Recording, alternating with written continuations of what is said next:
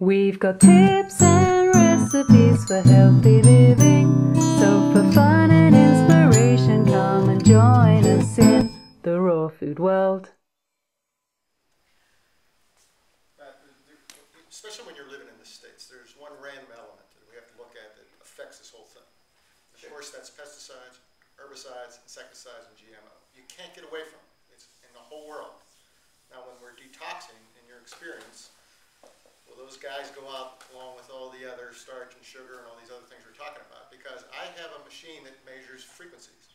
I've done 1,000 people. I haven't found one person who doesn't have pesticides or herbicides. And the vegetarians have more than the meat eaters sometimes, because it's sprayed everywhere.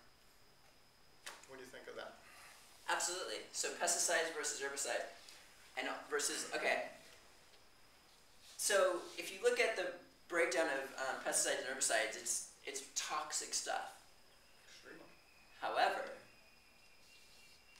the air we're breathing is toxic stuff. If you go into Loja or any city, Los Angeles, New York, or anywhere for that case, all these cars, you see these smokes of stuff. If you put that next to the herbicides and pesticides, like, what's worse? I'd like to know. They're probably pretty equal. It's pretty much unavoidable, is like what you're saying here. Almost unavoidable. So it's almost like you see these fish in a pool. The pool is brown. It's toxic. They don't realize they're breathing, eating all this junk on a consistent basis. It's almost like they're inundated. We're inundated in this toxic cesspool right now. We don't even know it. So we're breathing the stuff in, we're breathing it out every single day. You can't detox it because you're living in it. We've degraded the human body to this new level of where you can't even detox it if you wanted to, because it's everywhere. You're living in it. So pesticides and herbicides, if you go and eat a healthy whole foods diet, eliminate herbicides and pesticides to as much as you possibly can. You could actually eliminate it completely. I've done it. You're going to detox it. Yes, you're going to definitely detoxify pesticides and herbicides. But my bigger concern, everyone's into organic, my bigger concern is eliminate refined sugars and processed starches than pesticide. I shouldn't say this on camera, and I don't want to get people the wrong way. I'd personally rather eat pesticides than processed starches. It's more damaging to the body, in my opinion. So you're living in this toxic cesspool, and you're eating these pesticides. It's almost like give and take. If you were to eliminate, for example, let's say someone's on the standard American diet. They eat totally organic now, eliminate all pesticides and herbicides. They're not going to heal from disease. They're not going to lose weight. However, if you flip it and you eliminate all the processed foods, but you continue to eat pesticides and herbicides, you're going to heal from disease and you're going to lose weight. So I'm not a big fan of pesticides and herbicides. I'm not promoting it or anything like that. I'm not promoting inorganic or anything. But that's just the concept of, yeah, it's no good. So in the raw food diet, what's the what kind of food has the highest amount of protein in it? Okay. That you would consider? The highest amount of protein. Okay, so again, you don't need to be 100% raw to be healthy. What happens is you go 100% raw, you become skinny. I was not skinny like this all my life. People think I'm, it's almost kind of freaky that, when I first went raw, I looked totally different, and people would kind of freak out, you know? So you fall into this space again that I was telling you about before, of you start to not believe that this truth that I just gave you is actually truth. You start hearing things about protein and, colonics and things like that. The amount of protein we truly need is ridiculously less than what they're recommending. But if you want to know high protein foods, you can think about almonds, hemp seeds, nuts, greens, and things like that. Another example is my friend who actually taught me a lot of what I know. His name is Dr. Fred Bishi. He's about 85. He's been on a raw food diet for 50 years. And we went on a run together on the beach. 85-year-old man. I'm trying to keep up with this guy. And there's people younger than him walking by on walkers. I don't really, he doesn't ask where he gets his protein from, but yeah, so this hoopla of like what our body needs and just what mainstream puts on the 4 food groups of, oh, we eat bread, and you know, it's just, it's crazy, yeah.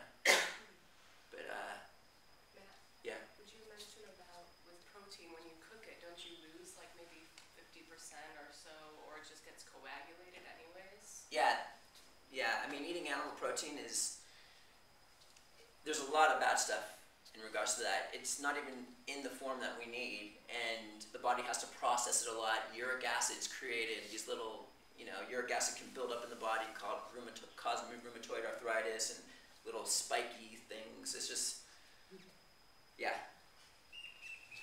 What about, why did you say goat milk over milk, cow's milk? Okay.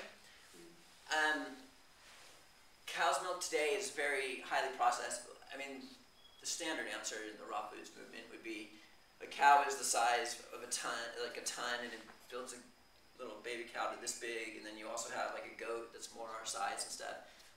There's the component casein inside of milk is what is damaging to the human body. It's so mucus forming, it's crazy. And the amount of that inside of cow's milk is very high. Also, the way cow's milk today is processed and through factory farming, and you know, you don't even want to see what they're putting in cows and stuff like that. It's just disgusting.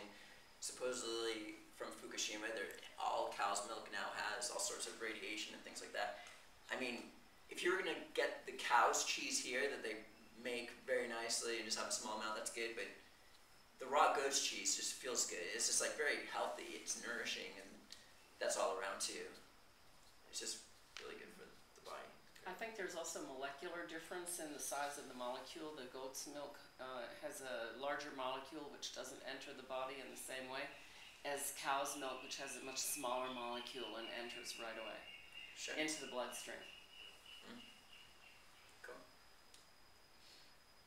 Any other questions? Yeah, about B12.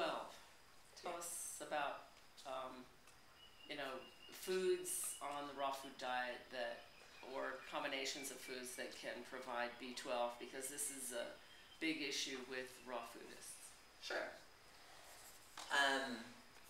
B12, I think my favorite food for B12, you heard me talk about it earlier, is royal jelly. Now, I'd recommend, first off, there's a book called Guyton's Book of Physiology. This book is one of the books that most of the doctors actually use when they're studying. And in this book, it states that B12 is created on its own, and the body creates it on its own.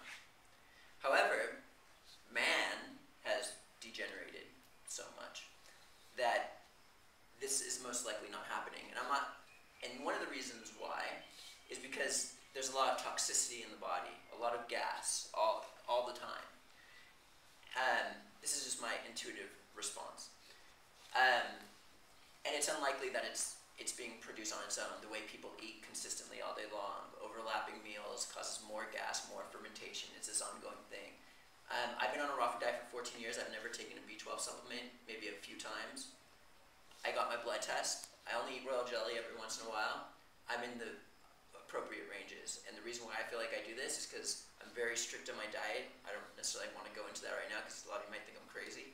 And I cleanse my colon on a consistent basis.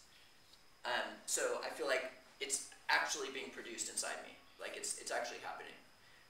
But for everyone else, I'm not trying to say I'm better or anything like that. It's not easy doing what I do.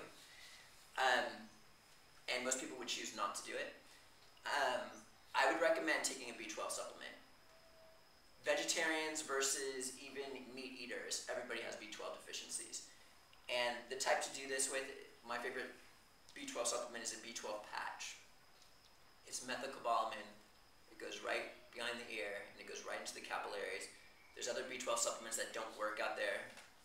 Some things that have something called cyanocobalamin in there could actually make your situation worse. But B12 patches by Healthy Habits is a good one. Just put it there, and you should be fine. I mean, mean, if you've taken your body to a space where you've had serious B12 deficiencies, get a blood test, check it out, and then if it's that bad, you can do other things. I don't really like to tell people to take shots, but I've heard people doing B12 shots to successfully like bring really bad low B12 levels. I've heard that's the most effective, and then the patch comes next, and the rest is just not that good. Thanks for joining us. We'll see you again at the Raw Food World.